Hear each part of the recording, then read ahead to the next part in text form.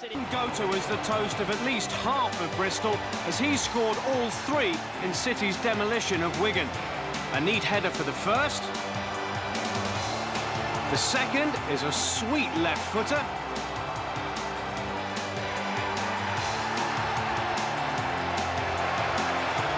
And there was no stopping him from taking the penalty. After this, the perfect hat-trick demanded a right-footed finish, and Gota supplied. Bristol City 3, Wigan 0. Not quite was the verdict after the Coca-Cola Cup trip to Leeds in midweek. Victory today is a must for 17th place City. Joint favourites for promotion at the start of the season, John Ward's men won't want any more daylight to open between themselves and the early pace setters. One change today sees Rob Edwards restored at the back. Scott Patterson makes way. Only a supreme display of fan power saved Bournemouth from bankruptcy last season. The Cherries becoming the first community-owned club in Europe. Briefly top of the table after 4 matches this term, their form has just dipped in recent weeks. The visitors also make one defensive change to their lineup, Eddie Howe coming in for Frank Rolling.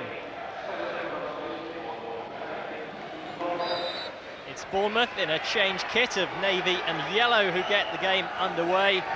3 straight defeats for City, hardly the ideal preparation for this afternoon, although John Ward does say it's far too early to be talking about crises here at Ashton Gate. City have the first throw of the day. And the referee from the West Midlands is 39-year-old Mick Fletcher. Gota nicely done for Gary Hours. Now Torpy's making his way into the middle. Cox with a defensive header. Helped out by O'Neill, but this is Hewlett for Bristol City. It's a good start. Unfortunately, straight at the goalkeeper. And a bright opening by the home team. Certainly some good link-up play there. Eventually fell to Hewlett, who struck the ball well, but couldn't beat the keeper. Oh, and Hours and Tisdale got their wires crossed. Now, here come Bournemouth with Steve Robinson. Only Fletcher up with him. This is Fletcher. And a chance for Bournemouth. Good save by Keith Welsh. Oh, what a warning for the home team. Bournemouth very quick on the counter-attack there after City were caught in possession. And in the end, it was Fletcher testing the keeper low down to his left. Good save.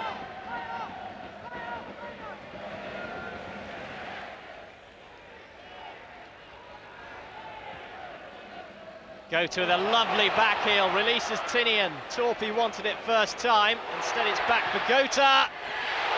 Inches wide.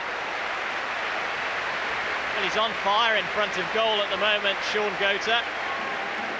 2 in consecutive games coming into this match. Not so very far away with that one, with the keeper struggling to get there.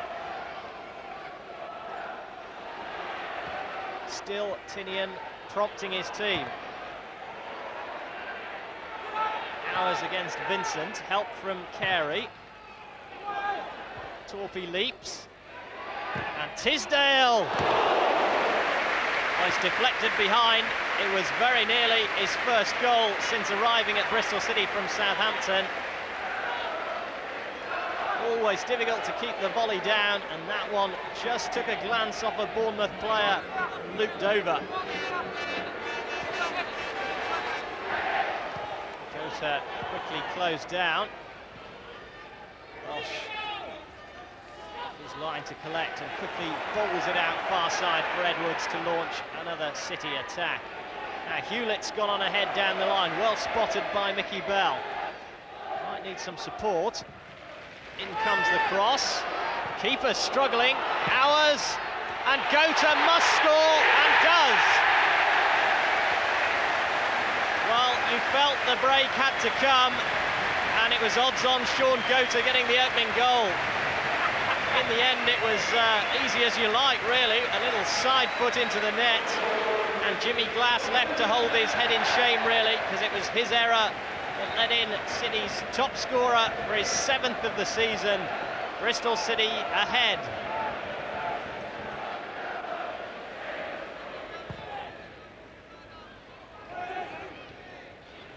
Torby hoping to find Hewlett. Bournemouth in disarray just for a moment. With Taylor took no prisoners, including his own teammates as he got that one. This is Bell. Can we have a final flourish from City in the first half? Very nearly. Mickey Bell still looking for his first goal for the club. Only a whisker away. He's got a good left peg on him. And that one just whistled past the post. Hewlett. Neatly done. Not so by Gota, although he did well to snake out a foot and retain possession.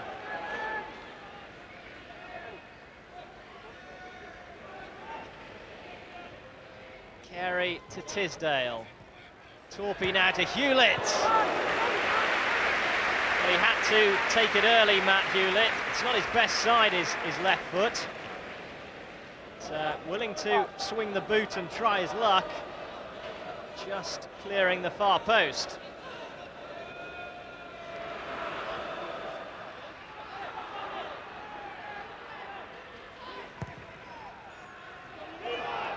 Taylor will have to be certain, only as far as O'Neill.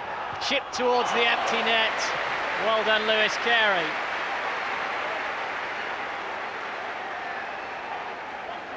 Well, right position at the right time for the young defender.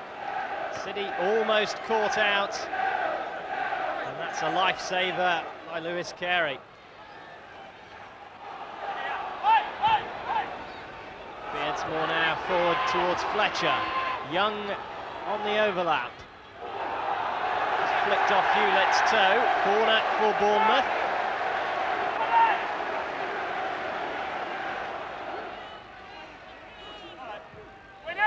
Bailey, flying header, saved by Welsh. Eddie Howe not so far away from a Paul Scholes-like goal, really. Flung himself at the ball as it came in. Good touch, diverted it goalwards. Excellent save.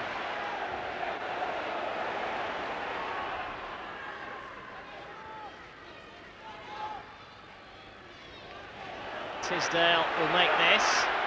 Tinian advancing ahead of him. Hours again his right side. Gota and Torpy wait for the cross.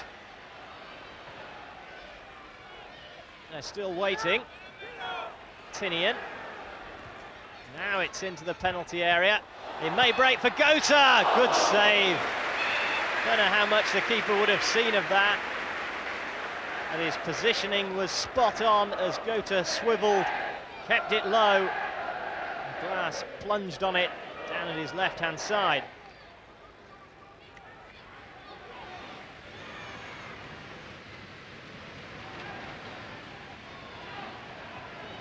Brissett to Robinson, took it well. Robinson shot in off the post. Bournemouth are level. And you have to say their second half display has merited an equaliser. It's a real stunner for Bristol City fans, delight for those Bournemouth supporters. And Robinson gets his 4th of the season with a very neat finish.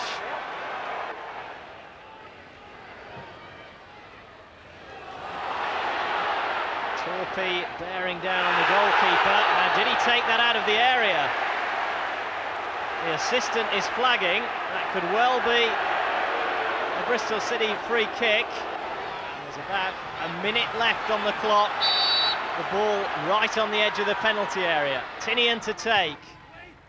Well, it was Torpy who was a whisker away from being a debut hero. His first full game at Ashton Gate. And he flew towards the ball on the far post, but it just had too much pace for him. And it's behind for a goal kick. 2.5 minutes of stoppage play already. And there goes the final whistle. It's a big disappointment for Bristol City and their fans. They've seen another 2 points slip away. A tale of two halves, really. City dominant in the first period. Sean Gota firing them ahead on 25 minutes. Fair play to Bournemouth, they came back in the second period, and their top scorer, Steve Robinson, rolled in his fourth of the season to earn a share of the spoils. A week ago, what will be the reaction of the City fans at the end of 90 minutes today? Well, Bristol City know a repeat of last season's 5-0 home win over Luton would go a long way towards silencing their current critics. Greg Goodridge got 2 goals in that win and returns to a much-changed starting lineup today, where club captain Sean Dyche also figures for the first time since his £275,000 move. Adam Locke's back in defence and Colin Cram comes into attack because top scorer Gota is sidelined by a rib problem. Like Bristol City, Luton were losers in last season's playoff semi-finals, but hopes of another promotion challenge have so far been hampered by injury. At one stage, Lenny Lawrence had 10 senior players on the treatment table, surely a factor in the Hatters' slow start, which has seen them leak 9 goals in the last 2 games. And 4 changes to the side, beaten 4-2 in the Coca-Cola Cup at West Brom, with keeper Kelvin Davis, Small, Thorpe and George all starting.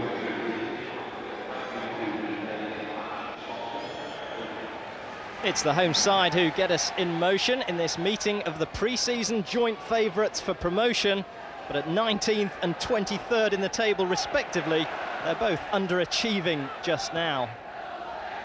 Luton in white shirts. City, of course, in familiar colours.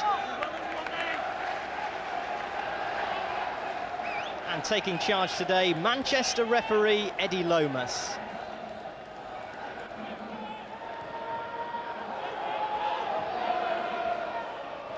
Tidying up for his team.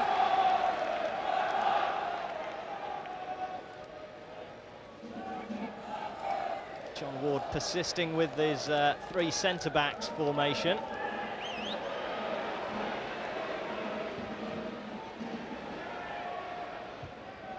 Further upfield, it's Torpey and Hours challenging. Header away by Small. Once again, Bristol City picking up the pieces. Trying to keep the visitors under pressure early on. An early goal, of course, would be the perfect way to settle any nerves among the home side. Torpey with the header. Not yet dropped for Cram. Now, was he bundled over? Yes, he was, says the referee. Penalty for Bristol City. Alan White, the guilty party. And just the chance for that perfect start. Torpey's header wasn't the best in the world, but Cram was looking to get underneath it when he was suddenly tumbled from behind by White, and the referee immediately pointed to the spot. It's Mickey Bell, and it's 1-0 Bristol City. It is the start they wanted, and cool as you like from the number 3. Used to be the number 3, Darren Barnard, who took the spot kicks. Mickey Bell taking over the role in his absence and stroking it into the corner of the net. City lead 1-0, and we're still inside 5 minutes. Torpey with the flick on, Cram there, almost released his partner. Goodridge, anything can happen when he's got the ball at his feet. Just wide, took a deflection, not a bad try from Goodridge.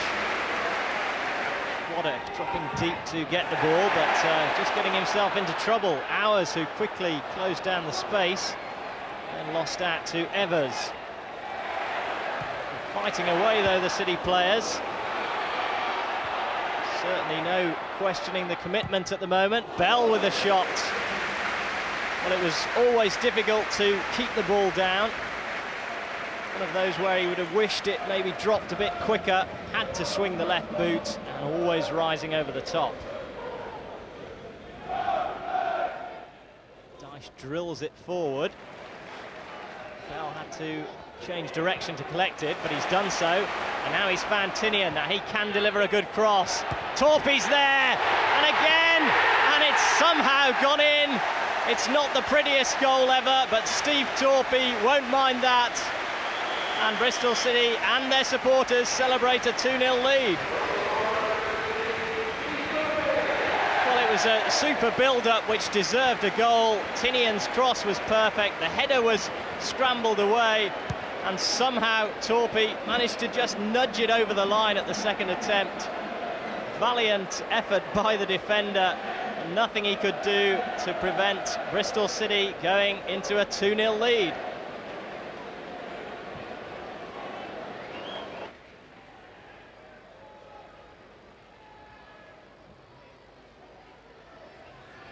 Cram, good flick on. Torpy appeared to being held. Still Torpy goes on, and that's a superb finish by Steve Torpy. John Ward is off the bench, jumping up in delight, and that could well have been a penalty, but Torpy wouldn't be denied, kept his feet, and in the end rammed it into the bottom corner. It's his second in the space of about 3 minutes, and Bristol City are really in the driving seat now. They lead by 3-0, and they're playing really very well indeed. Well, some credit there for the third City goal must go to referee Eddie Lomas, who played the advantage really well, and Torpy went on to make the most of it.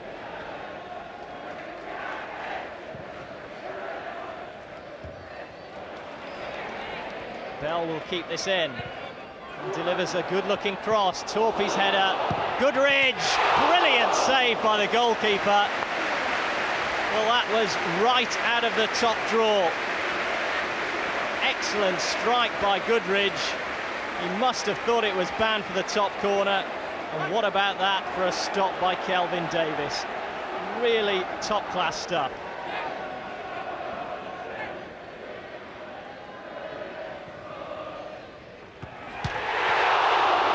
City so close again. Torpy denied at the second attempt after Taylor had hit the woodwork. And Luton are really rocking at the moment.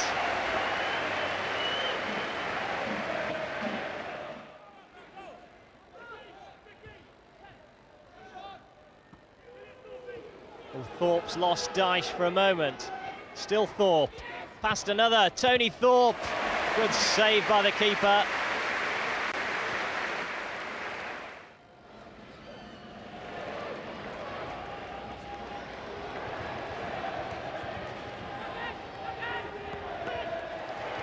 Goodridge.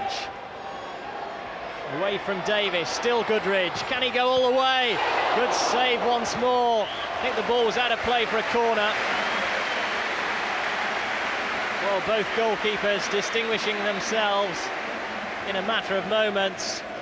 Goodridge this time with a fancy footwork and the low shot, which drew a smart one-handed save from the keeper.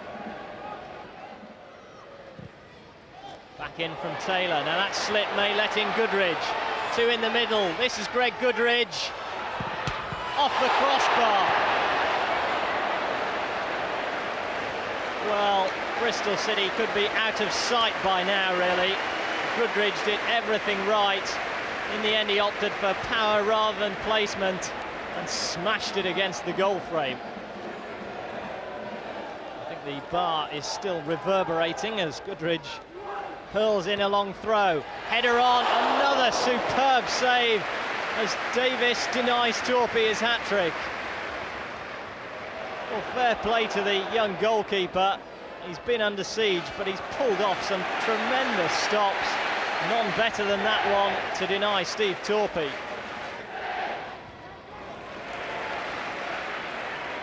Hours surging through the middle. Picked out by Mickey Bell and knocked over for the Bristol City free kick. Bell takes it quickly, too quickly really for his teammates, although they do have a corner.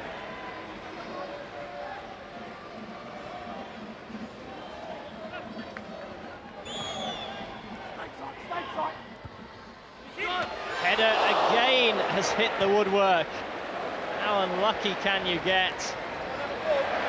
Bristol City denied once more by the goal frame.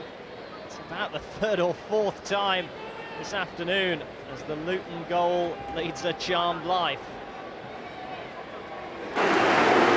Welcome to Ashton Gate, where Bristol City have it all to do.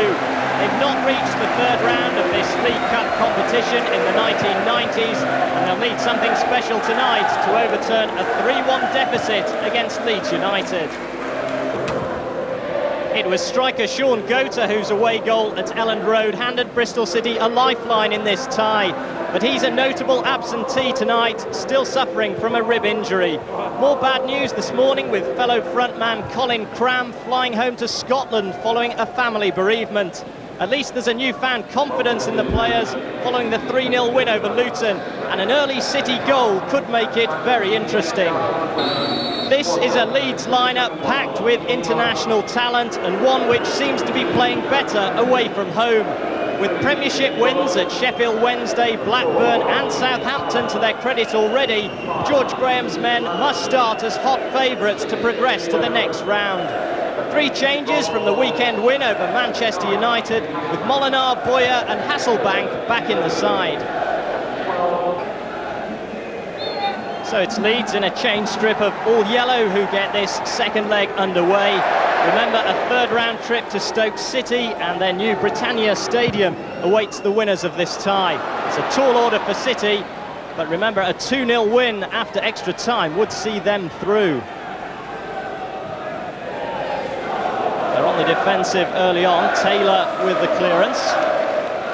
And our referee this evening is Neil Barry, who comes from Scunthorpe.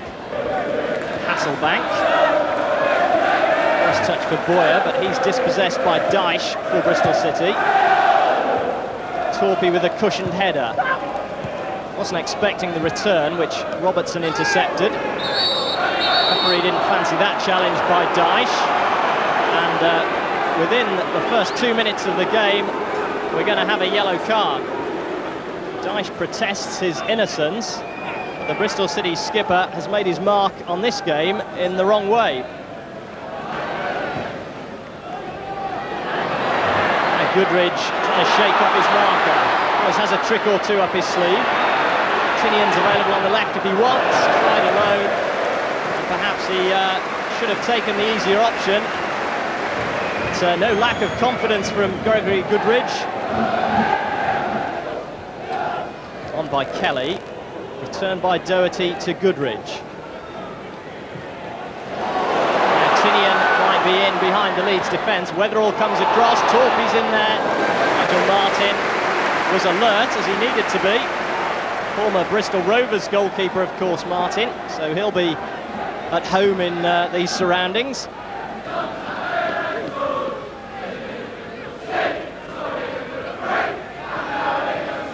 Molinar. Hopkins made a great run from midfield. Here he is. Now it's with Wallace. In the middle is Hasselbank. And Leeds United may well have killed off this tie in the opening 8 minutes. Jimmy Floyd Hasselbank and the supporters celebrate. What a simple goal. Beautifully delivered from the right-hand side by Wallace. And they're watching shadows as Hasselbank tucks it away. Well, he scored simply from the penalty spot in the first leg. He scored simply from 6 yards in the second, and Leeds may already be on their way through.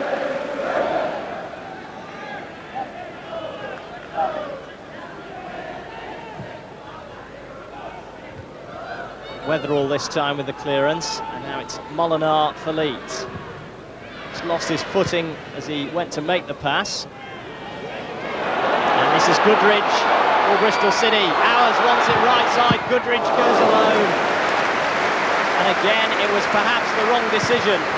The shot took a deflection, but he was unlikely to beat Martin from that range.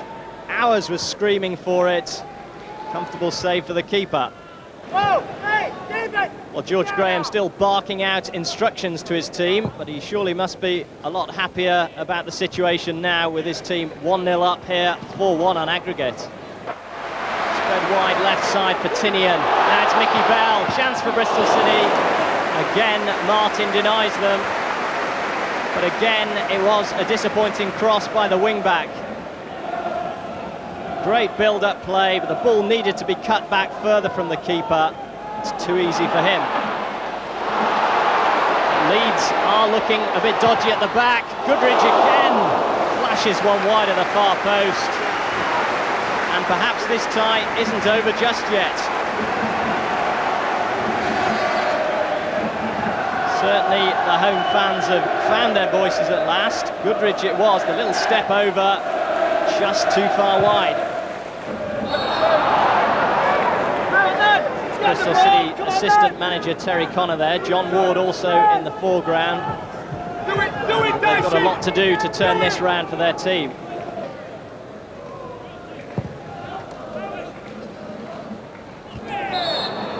Weatherall this time is climbing all over Torpy.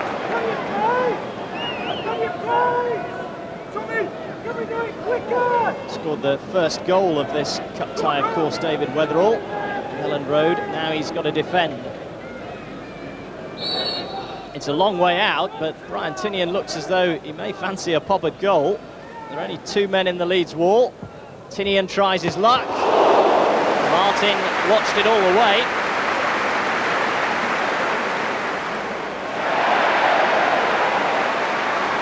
Well, it's certainly livened up the crowd a little bit.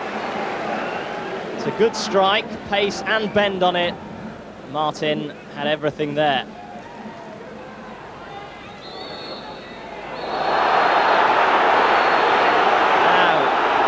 Hasselbank was involved. I think it's Tinian on the ground, clutching his face, and immediately it's a red card for the Leeds United player.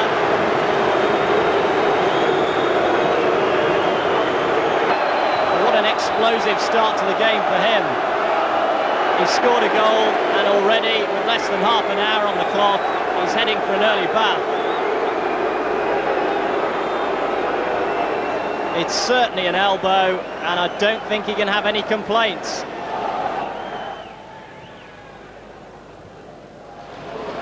Nice touch by Tinian for Torpy. Radabay was across. And that's a late challenge by Boyer.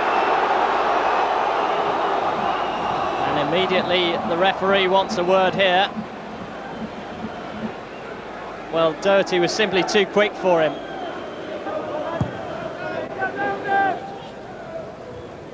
Weatherall climbed higher than Torpy. Weatherall had to make it a second time. Now it's back in from Bell, and it may come for Torpy. Goodridge! Bristol City have pulled one back.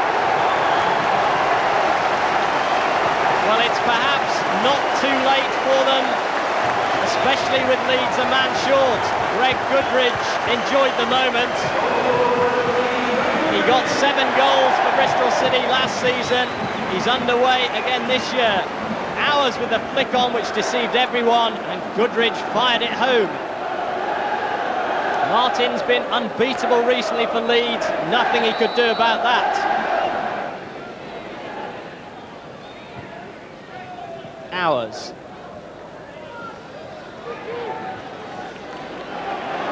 Left side is Bell in a fair bit of space. Now it's Hours. Boyer comes to meet him. Hours with the sidestep and the shot, which took a deflection. Wickedly so, just over the bar. Well, that could have gone anywhere. You can bet Gary Hours would have claimed it if it had dropped in, but it really did take a vicious deflection.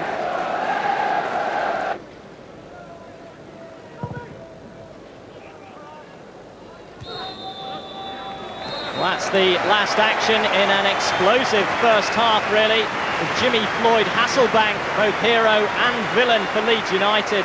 His goal put them ahead on only 7 minutes.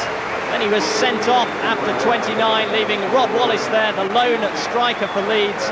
And Bristol City, against the 10-man, hit back with a goal by Greg Goodridge, which leaves us with a half-time score of Bristol City 1, Leeds United 1. Bristol City start the second half in search of the 2 goals, which would take them to extra time against 10-men Leeds. Torpy's found some space early on. Still Torpy. Finally he's closed down. But, Leeds nearly caught cold right at the start of the second period. Goodridge is again in behind them. He's just carried the ball out. And George Graham's immediate response to his team's predicament has been to introduce number 18 Gunnar Haller in place of Robert Molinar.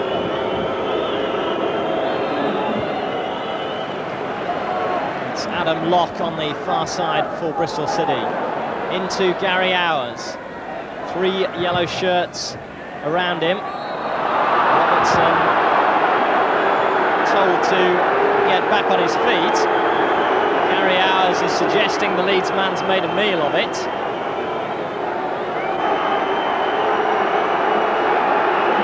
And the Bristol City fans are giving Robertson a bit of stick. This was the incident. Hours was closed out of it, and was there an arm or not? Robertson went straight down.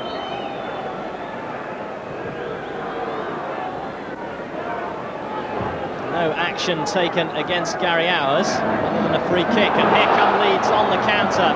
It's Wallace. Forced the save from Welsh, and he's won the corner.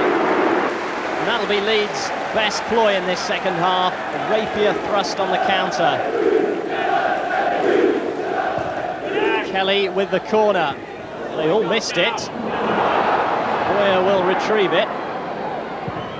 In low this time. Doherty with a missed kick. It'll be another corner for Leeds. An early pressure on the Bristol City goal. Dyche hoping to organise things for his team.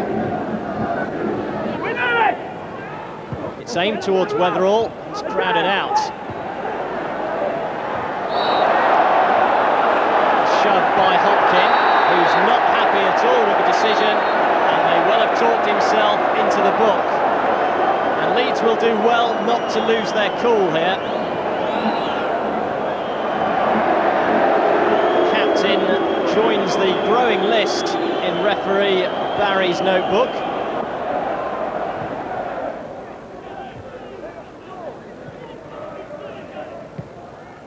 Tinian hooking it forward. Weatherall the last man for Leeds. Haller appears to have recovered from that knock. Nicely done by Haaland, and likewise Hopkin. It's Hopkin against Dyche. Support arriving now in the shape of Wallace. Excellent work by the keeper. Keith Welsh hasn't had much to do. He was alert when he needed to be to thwart that man. Super play initially by Hopkin, and then it's great appreciation to see Wallace in a better position. Perhaps he just overran it with that touch, and the keeper pounced.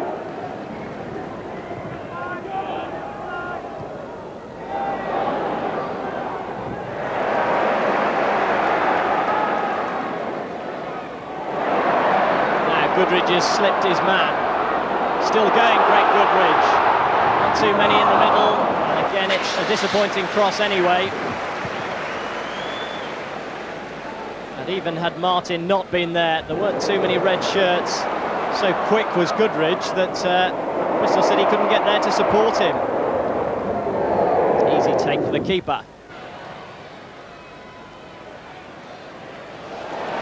And here's the mercurial Goodridge on the run again for Bristol City.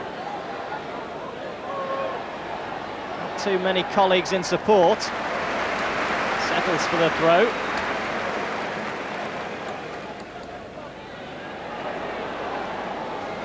Tinian. Torpy in space. Well, Weatherall just did enough to get in a challenge at the expense of a corner. Just for a moment, Torpy was in the clear. Super ball by Tinian, who does hit a good cross, and Weatherall did ever so well. The job's only half done though, as it's a corner for Bristol City. Header in!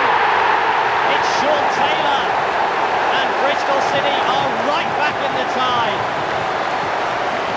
Well, he's done it so often at Swindon and now at Bristol City.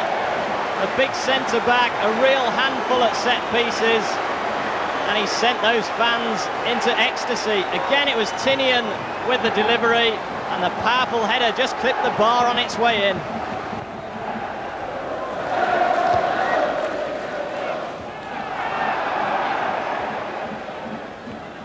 Robertson ahead of Goodridge for a second time. Doherty's in there quickly for Bristol City. Now it's Edwards, he's playing in midfield in this second half. Bristol City have abandoned the 5 at the back. And here they come again. Goodridge! Great chance. Well, if he'd been a few inches taller, he would surely have scored.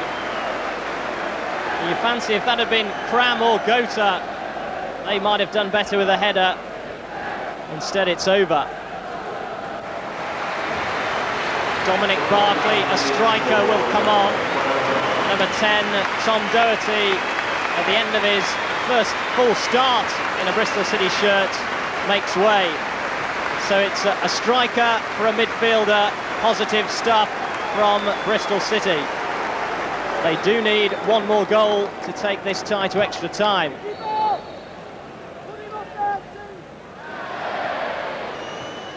Barkley, who's been scoring in the reserves recently, and he looks ready to get the bit between his teeth now.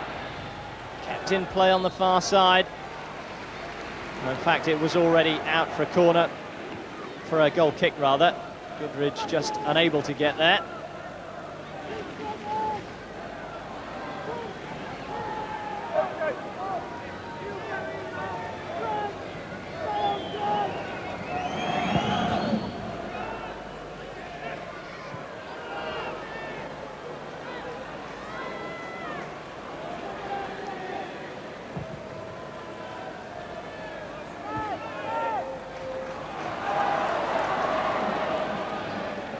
Lock to ours.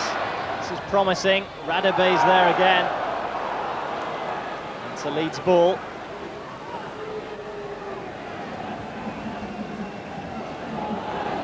Wallace again in position, heading for the corner. Now it's back for Kelly.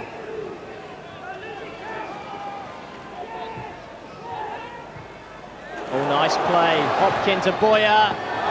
Good work by Welsh. That would have finished it. It was Lilly hoping to get there. Would have been some introduction for the substitute.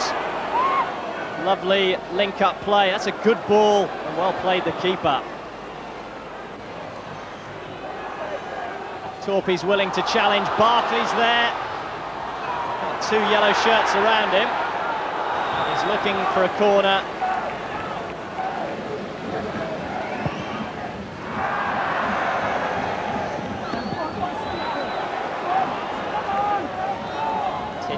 Quickly gets his team in motion. Mickey Bow. And the home fans are not happy there because it's a Bristol City free kick when they were in possession. Referee Barry could perhaps have played the advantage. That's certainly what they feel. It is a free kick in a promising position. Everyone in a red shirt is forward. Everyone in a yellow shirt is back defending. Tinian takes it. Away as far as Goodridge. Radabey slid in, solid as a rock. He's been a man mountain for Leeds today, Lucas Radabey.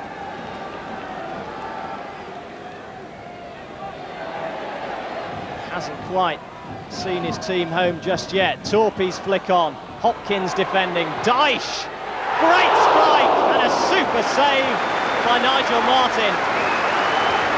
So close from Sean Dyche. What a way to get your first goal that would have been.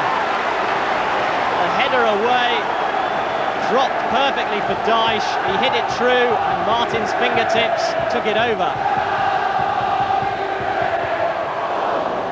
Martin again punches this time. And he could well have released Wallace in one motion. Boyer's striding away this side, but Wallace is happy to eat up some time. Got no thoughts about going for goal. Leeds are happy with what they've got.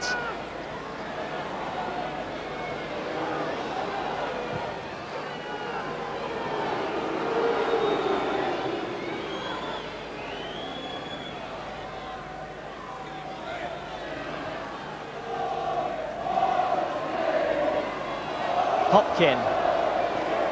Lilly trying to hold his run to stay onside. Kelly's now gone ahead of him. Hopkin and Lilly just keeping possession. John Ward urging his team to make one last effort to try and wrestle possession back.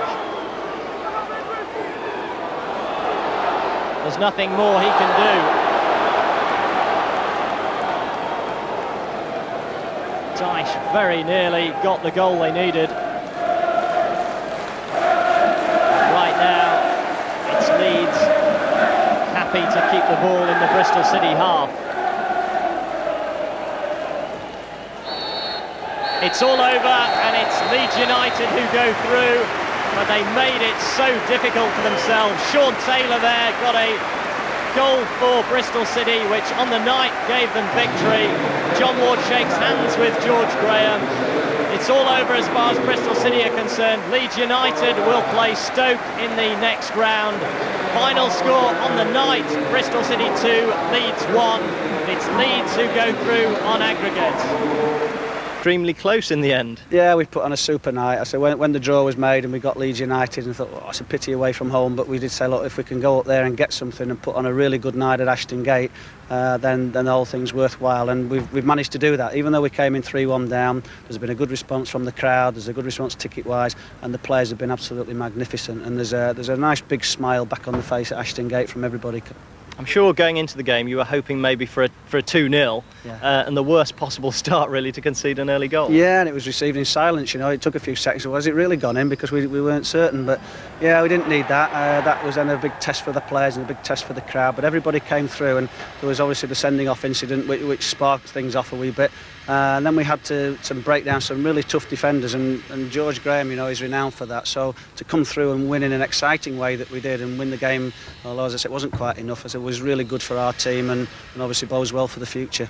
Bearing in mind you had players out with injuries, I'm sure needing goals you would have preferred to have had your two regular strikers available. Yeah. The lads who came in did ever so well. Yeah, people say, well, we're going to get goals when Gota's out. We've managed to get 5 in the 2 games that he's not been available to us, and it just shows that the lads are prepared to sort of share responsibilities, and you've seen a super attitude tonight. It was there on Saturday, it's been there throughout this season, and as I say, it's nice to see everybody pulling together tonight, and it just shows you what can happen at Ashton Gate when the crowd and the players are all working hard together, and like I say, there's a nice big smile about this football club again.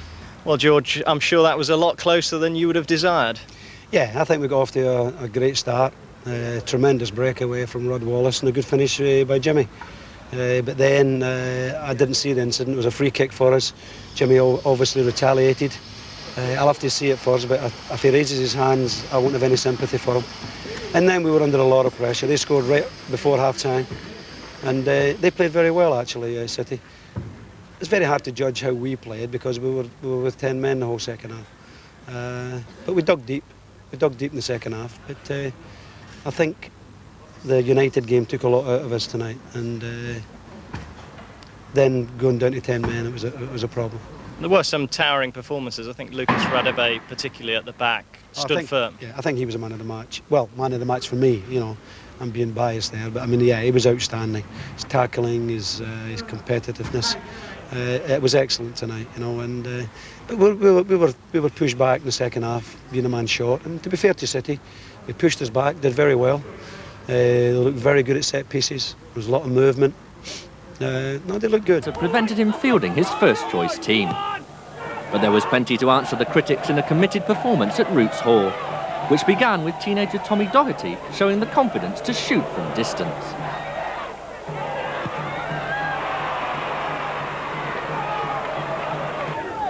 City were to prove a cut above a Southend side who were in the First Division last season and defending an unbeaten home record. Soon Colin Cram was testing goalkeeper Simon Royce. Ward paid £275,000 for Sean Dyche's leadership qualities in the summer, and has seen him spend more time in the treatment room than on the pitch. Coming up, the sort of tackle that shows what City have been missing.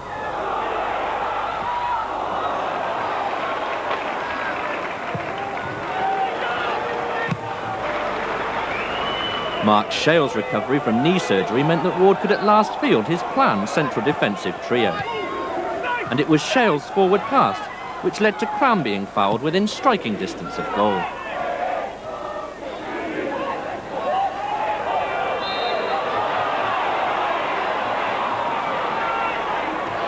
Steve Torpey's aerial power was troubling Southend, and Cram was clearly tripped as he tried to make room for a shot.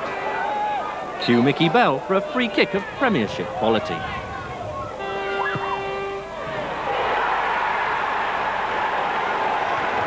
No Darren Barnard to take free kicks for City this season, but his replacement may prove equally lethal. Few goalkeepers are more confident with the ball at their feet than Keith Welsh, but just occasionally he plays it too cool. A lucky let-off for City as Keith Dublin knocked on wood.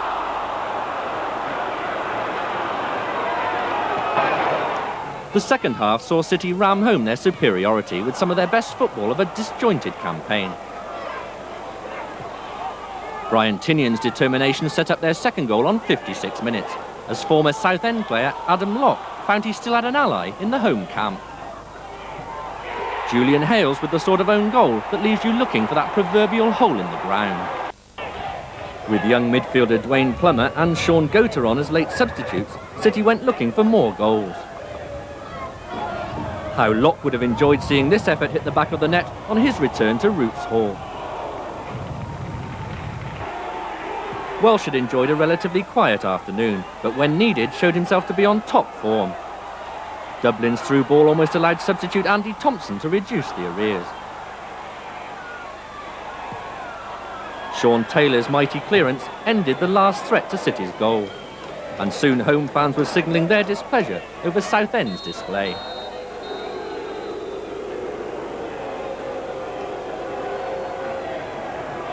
Chants of what a load of rubbish were music to Ward's ears as his players celebrated a job well done. Southend 0, Bristol City 2. Match brightly enough. Mickey Bell, who scored a cracker in the win at Southend, finding the range again to test Mark Samways in the York goal. But try as they might, nothing seemed to be going the way of the front two against a well-disciplined York defence. Colin Cram first missing out on the volley, and then fellow striker Steve Torpey fractionally wide with the header. The former Swansea man just missing out, but this was more like the service he needs. No question about City's star man in midfield. Tommy Doherty, showing maturity beyond his years, was unlucky not to notch his first senior goal for the club. But a staccato City came completely unstuck 7 minutes before the break. Defenders and goalkeeper failing to take responsibility, leaving York's Rodney Rowe to score the simplest and softest of goals. As the few travelling York fans celebrated, the inquest in the home defence was underway, with Adam Locke, Sean Dyche and Keith Welsh all in the dock. A trademark Sean Taylor header almost restored parity from Brian Tinion's corner. But the athletic Samways just did enough to turn the ball up and over the crossbar. At the other end, the home defence was looking anything but watertight. Midfielder Steve Bushell declining two clear-cut opportunities to double the lead for York. It was all too much for John Ward, whose gesture smacked of frustration. And most of the 9,500 crowd vented their anger at half-time, leaving the players in no doubt about their verdict. We made it hard for ourselves. I think the first half was a bit disappointing. I don't think we really clicked. But you know, the gaffer had words. You know, he came in at half time and he told us what we weren't doing. So I think the lads responded. With City determined to turn those jeers into cheers, the York rearguard suddenly found itself at full stretch to keep the home side at bay. This goal-mouth scramble produced everything but the equaliser, suggesting that perhaps it simply wasn't destined to be Bristol City's night.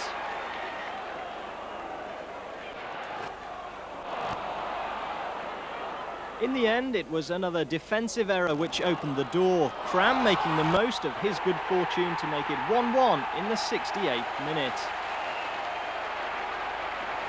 This time it's York's Martin Reed with the understrength header, which left his keeper hopelessly exposed.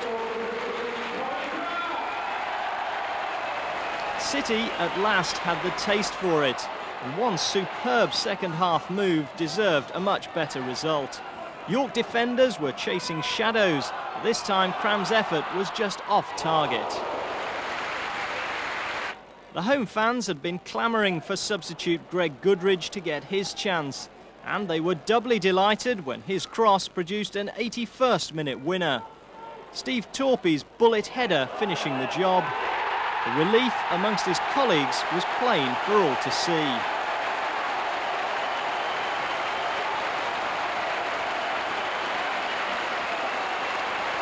It was excellent delivery from the right, and Torpey's finish simply unstoppable. A third goal would probably have flattered the home side, who can play a lot better than this. Sadly for Brian Tinian, he's still waiting to open his account. But it was 3 points in the bag for City to send them shooting up into the top half of the table. Certainly not vintage stuff, but an important victory for the City boss over his old club on a night where persistence finally paid off. That's football for you, at the end of the day, you can maybe play 80, 85 minutes, and eventually wait for that chance to come. And, at the end of the day, it happened for me. I can remember the centre-half just, I think he headed it was a wee bit short to the keeper. And, as soon as it just went over his head, I knew that I was getting the end of it, and thankfully enough, it went in for me.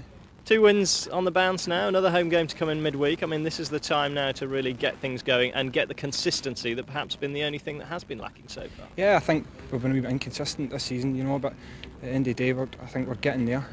We've got Preston Tuesday.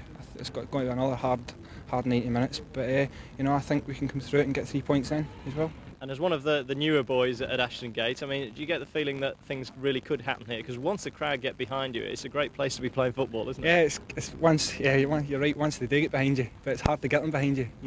They're quite a frustrating crowd to get in your But at the end of the day, when we went 1-0 up, they were great.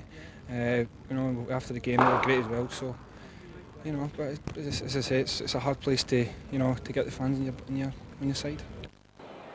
A hotly contested penalty for handball in the defensive wall got City underway. 3 Preston players booked before Mickey Bell dispatched the kick. 4 minutes later, and skipper Sean Dyche's red face matched the colour of his shirt. An own goal looked like costing his side 2 points. But Greg Goodridge came to the rescue. A superb solo effort for his first league goal of the season, completing a hat-trick of wins for City in 10 days. Our match reporter is Richard Latham. With 3 straight league wins behind them, City were soon passing the ball with confidence and living up to John Ward's attacking pledge. Colin Cram is determined not to surrender his place to a fit-again Sean Gota and was unlucky with this effort.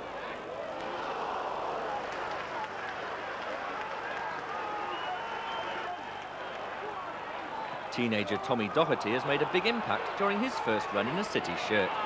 But coming up a moment he'll have nightmares about, as he almost gave Walsall the lead. Sean Dyche was on hand to clear. It took all Keith Welsh's experience and agility to spare young Tommy's blushes. Ward professed himself happy with the way his side defended, but doesn't rule out a return to the 3-5-2 formation at Millwall next Wednesday. At times it was all hands to the pump, and there were signs of panic as Dean Keats had his volley charged down.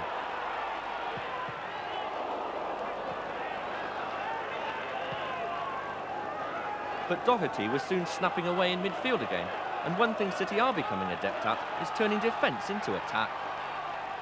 Mickey Bell's long ball was touched into the path of Greg Goodridge, who almost came up with a sensational winner for the second successive match.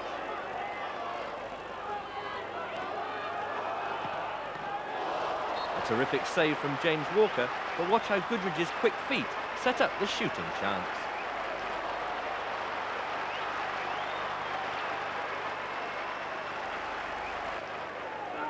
In the second half, City again had the better scoring opportunities without taking them. Brian Tinian's determination enabled Cram to bear down on goal, but his finish was just the wrong side of a post. The striker had time to get the ball onto his right foot and was only fractionally off target. One of City's best efforts followed a handball offence by Andy Watson. Watch Sean Taylor in the bottom of the screen making his way forward.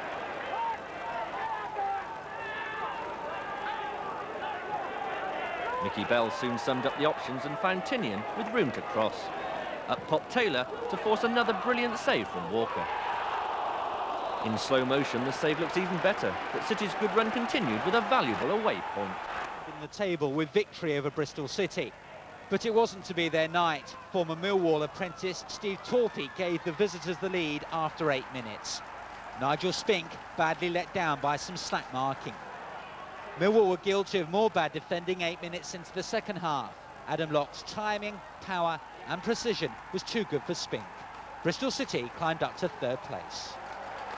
We knew that if we weren't to win today, we wouldn't lose ground, but to win it gains us great ground and puts us in a good position, and it sort of establishes a very good start for us. We bought, I think it's about 10 players in. I sort of arrived here in June, and so we've had to do it very quickly. But in fairness, you know, it's not been a problem. The boys I've brought in have done really well, and up until tonight, you know, we've been doing excellent. So, but you know, this will bring us back down to earth again. We know we've got to get working hard again, which they've been doing all season, and we'll start again at Gillingham on Saturday. See if we can get another run going. Turned over by Bristol City, but there's a chance for revenge in the first round of the FA Cup. Tim Abraham, Sky Sports at the New Den. A tactical triumph for boss John Ward, who omitted Greg Goodridge and reverted to a 5-3-2 lineup. Wingback Adam Locke revelled in the extra freedom, setting up Steve Torpey for City's 9th-minute opener with a close-range header. It was the striker's 5th goal of the season, repaying another chunk of his £400,000 transfer fee. The home side had few chances, and it was City who went further ahead 9 minutes into the second half. Tinian the supplier this time, with Locke finishing on the volley. His first goal for the club since arriving from Colchester, vindicating the manager's view that this system can produce attacking football. In football, Bristol City manager John Ward picked up his Manager of the Month award at a Bristol restaurant today. His side's recent run of good form has taken them from 19th to 2nd. It says manager on the label, but I think in the main it reflects on the players, the work that they've put in, and I'm sure my chairman and directors and the supporters should be pleased that we've all been able to put Bristol City in the forefront for a while. Not always in the most exciting fashion. On Saturday, Mickey Bell did come close with a shot off the bar, but a dogged Oldham side looked as if it might have held out. It was only when Doug Hodgson conceded a penalty for handball that Mickey Bell was able to get the ball in the net and get the points for City. To their relief and clear delight. City were delayed getting to the game, and John Ward handed his team sheet in with only 3 minutes to spare. He named Sean Gota up front, and the club's top scorer rewarded him with the opening goal. The fit-again striker almost grabbed another on the counter-attack, and later revealed his determination not to become Sean the scapegoat. For me, I was just thinking, well, look, you've come in, he's made a change. Let's make sure we get another result. I don't want to be the ones that come in and, you know, be the jinx and stop this run that we've been having. 4 minutes into the second half, and Gota collected his and City's second, despite the valiant effort of John French on the line. Goal number 9 of the season, and well worth celebrating with a few friends. The Bermudan international nearly bagged a hat-trick, but this time last man Matt Lockwood did deny him. Rovers stormed back in the final 20 minutes, though this goal-mouth scramble suggested that the bulk of the 7,500 crowd would finish the game disappointed. There was some consolation when skipper Andy Tilson scored late on, but while City have strengthened their promotion push, Rovers were left to rue another poor home result.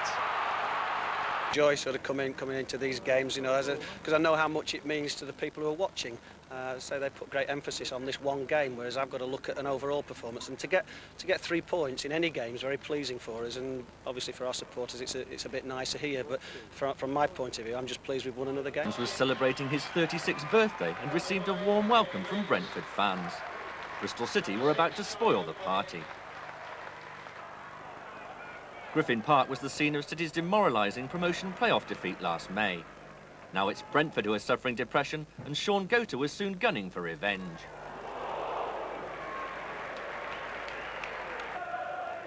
Rob Edwards had been forced off by injury by the time City took the lead on 31 minutes, and it was the aggression of substitute Tommy Doherty which led to the chance. Hardly the tallest of players, he twice upset Brentford in the air, before Gota's half-hit shot fell perfectly for Steve Torpey.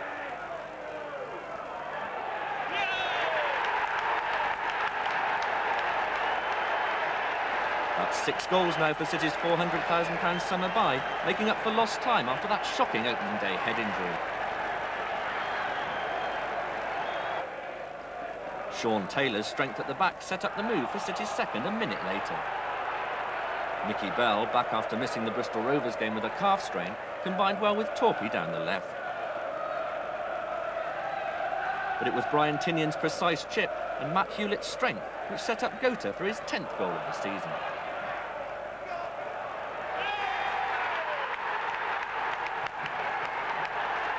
Watch how Hewlett shrugs off his marker to lay the chance on that plate.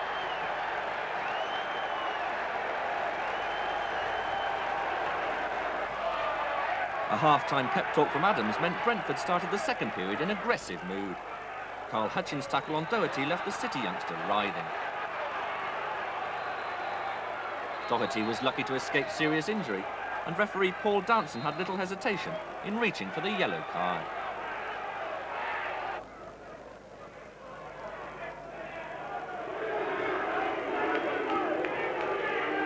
City's resilient defending has been a feature of their impressive run. Adam Locke got this effort off the line, and soon it was Gota back helping out with a clearing header. Taylor was a rock at the back as usual, and Hewlett's clever turn and pinpoint pass enabled City to switch defence into attack. Tinian fed Gota in the sort of position he loves, but this time goalkeeper Kevin Dearden came to Brentford's rescue.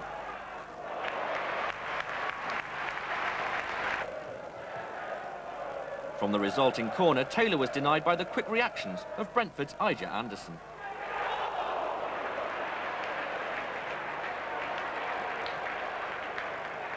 If ever a header was goal-bound, this was it, and the defending was equally impressive. There was an element of controversy over City's third goal, as Brentford claimed they should have been awarded this throw-in. But credit Doherty for his quick thinking, Tinian for a perfect cross, and Gota for being in just the right place. Another opportunist strike from the Bermudan marksman, and who said you can never find a policeman when you want one?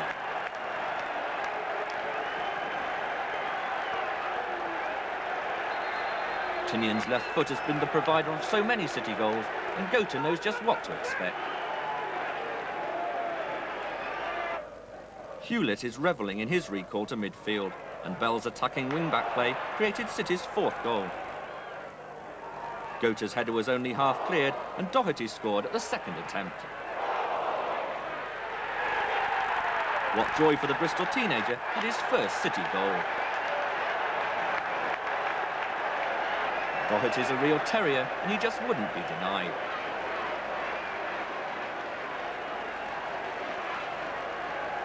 One possible worry for John Ward is City's defending at corners. Ricky Rayner's late consolation followed a similar strike by Andy Tilson in the Bristol derby. But 9 wins and a draw from 11 games speaks for itself. City go marching on. Edwards were both injured, so manager John Ward decided to change back to a flat-back 4 line-up with Lewis Carey alongside Sean Taylor in the centre of defence. But the fans were pleased to see their favourite, Greg Goodridge, back in the side in a midfield, which also included new discovery Tommy Doherty. This report by Chris St Valerie. The priority for City is promotion this season, but an FA Cup run doesn't only swell the coffers, but breeds confidence throughout the whole club. Millwall, beaten by City last month, paraded ex-City boys Paul Allen and Alan McCleary. Allen's objective to spoil the threat of Greg Goodridge, who was proving a tricky customer on the left wing. City, without skipper Sean Dyche and Rob Edwards, looked the better team early on, but had to wait until the 23rd minute to turn their pressure into a goal. Goodridge lost his marker and unleashed a rasping shot Spink did well to turn over. And then, from the resulting corner, Sean Taylor glanced home his third goal of the season. It was just what City needed to calm the nerves, with the acting captain leading the way.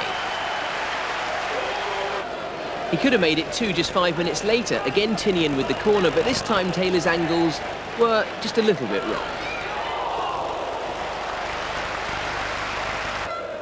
City keeper Keith Welsh was hardly troubled at all in the first half, but it was from his long punt that Sean Goater nearly got his 12th goal of the season, just miscuing at the crucial moment. And then neither Adam Locke or Greg Goodridge could retrieve the momentum. In the second half, Millwall had obviously received sharp words from their manager Billy Bonds as they began an assault on the City goal. But even though he wasn't troubled for 50 minutes, Welsh was still on his toes. And then Dave Savage, dangerous throughout, went just wide. But Millwall's offensive just seemed to spark City into life again as they searched for the elusive second goal to virtually kill the game. But neither Goater or Tinian could find the spot. That is, despite the efforts of Greg Goodridge. In and out of the first team this season, but on this form, virtually unstoppable. On 65 minutes, he tried, and very nearly succeeded, in beating the entire Millwall team. No one quite knew when he was going to make the elusive pass. When he eventually did, it went to the ever-improving Tommy Doherty, but to no avail. Millwall just didn't know how to cope with him. His teammates just gave him the ball and hoped for the best. When John Ward decided to take him off with just 5 minutes left, it was for a job well done and fully appreciated by the crowd. Millwall had the best of the match for the last 5 minutes, but City held on to go into the hat for the second round. Good news for acting captain Sean Taylor. It's nice. I mean, at the end of the day, you just want to be on the pitch, and to begin the captaincy is a nice feeling and nice to win and nice to score. So it was a fine day, really. It certainly was. Your third goal of the season. Can you talk us through it? I think it was again another Brian Tinian corner, and I managed to get it just for, I think, the keeper and a few defenders, and it went in the far post, whatever. I think that just happened just after that as well, which just went over the post. So no, it's nice to go in. And you were keeping the troops all in order at the back, weren't you?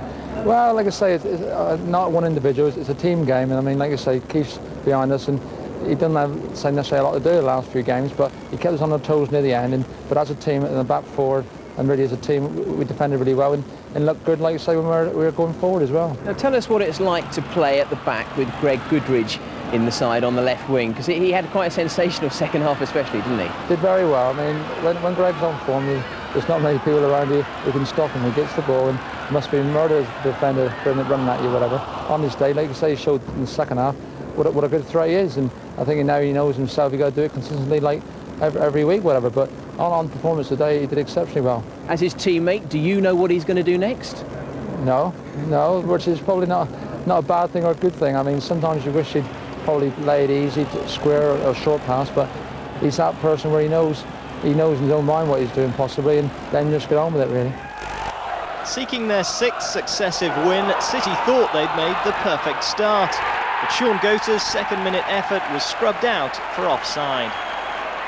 Strike partner Steve Torpey was also out of luck, denied first by the keeper, then by the post.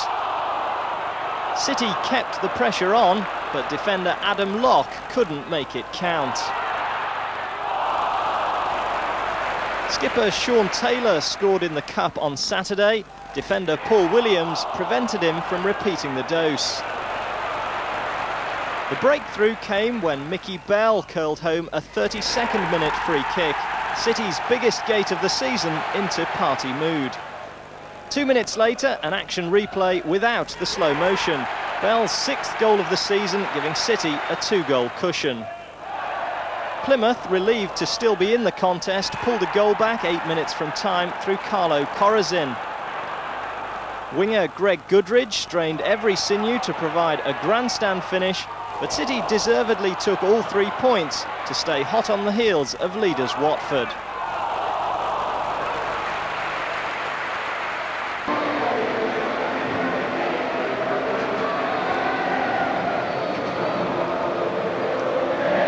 Bristol City's promotion bandwagon is on the roll with 6 wins in a row and just 1 defeat in the last 14 League and Cup games. But some tinkering is required today, with Brian Tinian missing for the first time this season after picking up a thigh injury in Tuesday's win over Plymouth. His place goes to Canadian-born Jim Brennan, whose only other start this term was in the Bristol derby.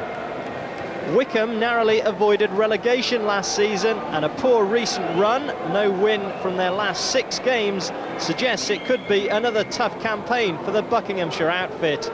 Still no Mark Stallard, the club's top scorer with 11 goals, hasn't shaken off an ankle injury, but one familiar face up front is the former Swindon striker Keith Scott. So it's Wycombe Wanderers in Bristol Rovers-like quartered shirts who kick off the game. City, of course, in familiar all red. Wycombe have never won at Ashton Gate since making their way into the Football League. They've only won once away from home this season. So the odds, you would say, are in favour of a home win. Let's see if it turns out that way. And the man in charge today is Kevin Lynch, who comes from Derbyshire. Hewlett nipped in there for City. Goodridge has Locke steaming outside him. Hewlett's further ahead. Now Gota, little 1-2. Oh, and Hewlett missed his kick.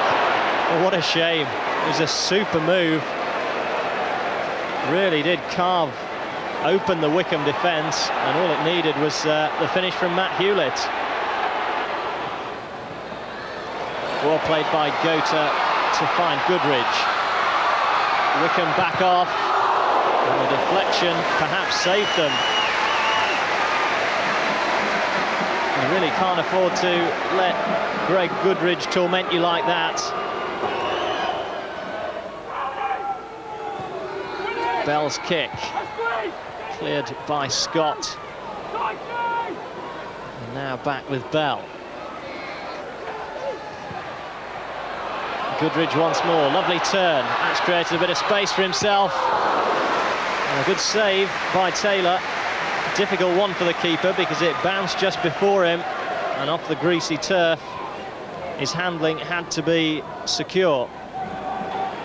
Doherty nips in for City. Now Gota. Looks to spread it wide for Goodridge. Has Hewlett outside. Goodridge goes the other way. Tried to curl it. And the keeper did ever so well there, because there were a couple of bodies in front of him, and I don't know how much Martin Taylor saw of that until it was on top of him. He just managed to scoop it round the post. Beaten forward, away by Hewlett. There's nobody up front for City though, so it's coming straight back at them. Doherty finally nips in, and Gota's released him with a superb ball. 4 blue shirts around him. He got the shot in. And credit to the youngster for the run and the effort. Taylor again making the save for Wycombe. Doherty is almost unstoppable in that midfield area. Hewlett his partner, and what a goal by young Matt Hewlett. And the 2 midfield maestros have done it for Bristol City again. Doherty, whose persistence got the ball for them in the first place, and then Hewlett just lashed home his first of the season. The keeper got a hand to it, but he couldn't keep it out. And a spectacular opener for Bristol City.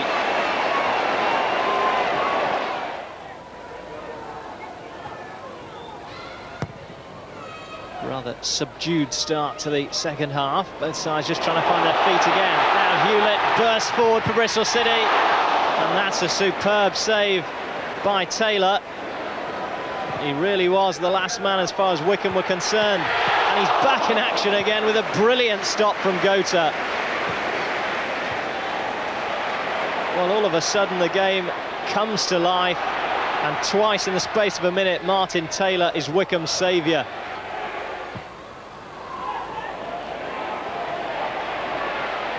Again, Hewlett is bursting from midfield unmarked, inside his man, and inside the far corner, Matt Hewlett makes it 2-0. And what a day he's having. Well, in a sense, he's one of the more experienced youngsters in the Bristol City side, and he's really using the knowledge he has gained to good effect in this game. A cool head there, and he just steered it into the bottom corner. Torpy can't reach it. Kavanagh's clearance was unorthodox to say the least. Ryan will finally bring it away for Wickham. At least he would have done till Hewlett won it back. Now Goodridge, Gota goes outside him. Goodridge turned aside by Taylor. He must be wondering what's happened to the defence in front of him, because but for Martin Taylor, Bristol City could well be approaching double figures by now.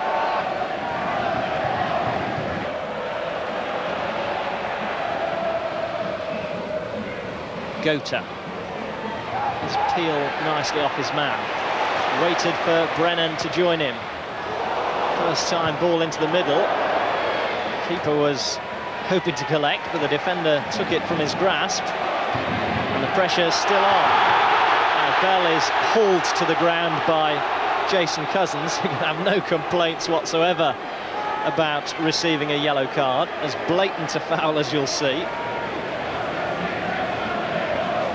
Taylor's up from the back once more for City. Bell with the kick. And in by Steve Torpy. Or perhaps Sean Taylor was the decoy. The ball was hit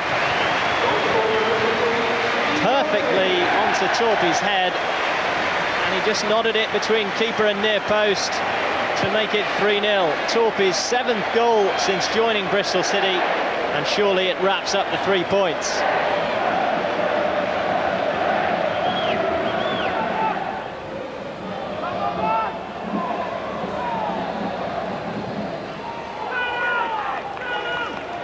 Perhaps just slacking off with the finish line in sight.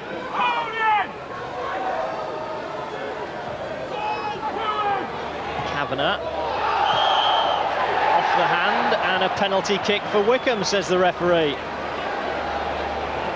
Well, the stadium just went quiet as Kavanagh tried to thread the ball in, but hands, said the ref, and penalty it'll be. Wickham's usual penalty taker is John Cornforth. He's been substituted, so it looks like it's the experienced Scot who's taking responsibility. He's scored 6 times already this season, though none of them from the spot. And that's number 7, coolly done by the former Swindon man. And Wickham are at least on the ball. Goodridge going for the in-swinger this time, will take it left-footed. Taylor, well, he'll be disappointed. His face says it all. You're taught to head the ball down. He almost headed that too far down, took the pace out of it, and the keeper just helped it on its way over the top. Bristol City into 7th heaven. Matt Hewlett, undoubtedly the star of the show as far as they were concerned today. 2 goals, and the result really never in doubt from the moment he made it 2-0 on the hour. Steve Torpy also on the score sheet. Keith Scott got a consolation for Wickham, but a comprehensive victory for the home team. Final score, Bristol City 3, Wickham 1.